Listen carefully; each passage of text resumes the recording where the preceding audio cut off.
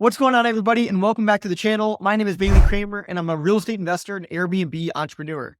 And in today's video, I'm going to give you guys a secret hack that you can use to know exactly how much a traveling nurse will pay for your furnished property. So without further ado, let's go ahead and jump in. All right, so the website that we're going to be using for this is called Vivian.com. I have no affiliation with them. This is just a free tool that I use for this information. So what Vivian.com is it's a website where traveling nurses can go to find contracts. So if I'm on Vivian.com and I go to browse jobs, okay, and then I can click on the type of job, and I'm going to just keep it into every category of registered nurse. So this is going to select all of them. And if I go to travel contracts, you're going to see there's 78,000 travel contracts just on this site. Okay. So you can see this one in Cleveland's paying $3,800 a week, and we can keep going down in Georgia. This one's $3,800 a week. Okay. So we get the idea. This is going to show us the different contracts that are available in these different cities. Now, what you can do is if I go back to browse jobs, I can again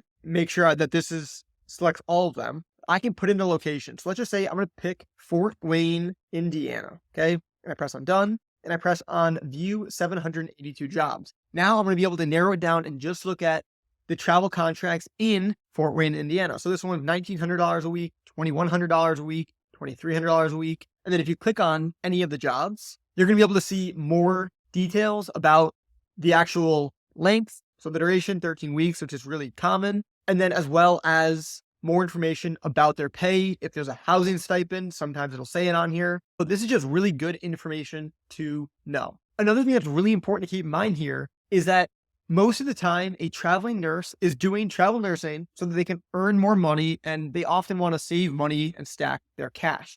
So if they're getting paid $2,300 a week, they're not necessarily looking to blow every single penny that they're going to be making in the city on housing. From what I've seen, from my experience, travel nurses will pay around 20% of their monthly income on housing. Or another way to put it is just a little bit less than their weekly pay. So if this person, for example, is getting paid $2,386 for a week, so times it by 4, so they're getting paid $9,500 for the month, and I multiply that number by 20%, they're going to pay roughly $1,900 per month for a place to live. Now, again, this is an average. What I've also seen is there's some travel nurses who will look at this and say, oh, I'm getting paid $2,300 a week. I'm fine sharing a room and spending $1,000. Those are going to be more of your frugal nurses that I don't personally host because I don't rent by the room. I only rent by the unit. So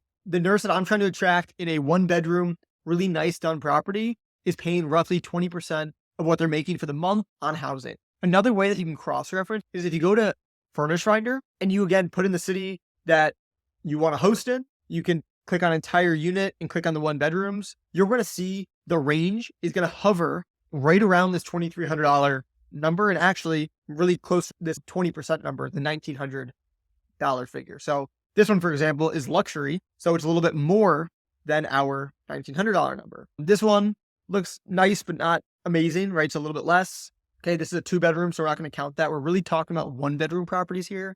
So this one, $1,600, looks like a little apartment. That's awesome. $1,400. These look like a little bit more economy type units, right? Not like over the top, but still nice places to stay. $1,900. So as you can see from our just quick, easy math of looking at Vivian.com, we are not far off by saying $1,900 is what a travel nurse is going to spend. Also, too, you can see that this travel nurse job, for example, is $1,760 per week. So times that by 4. Okay, so 7,000 times 20%.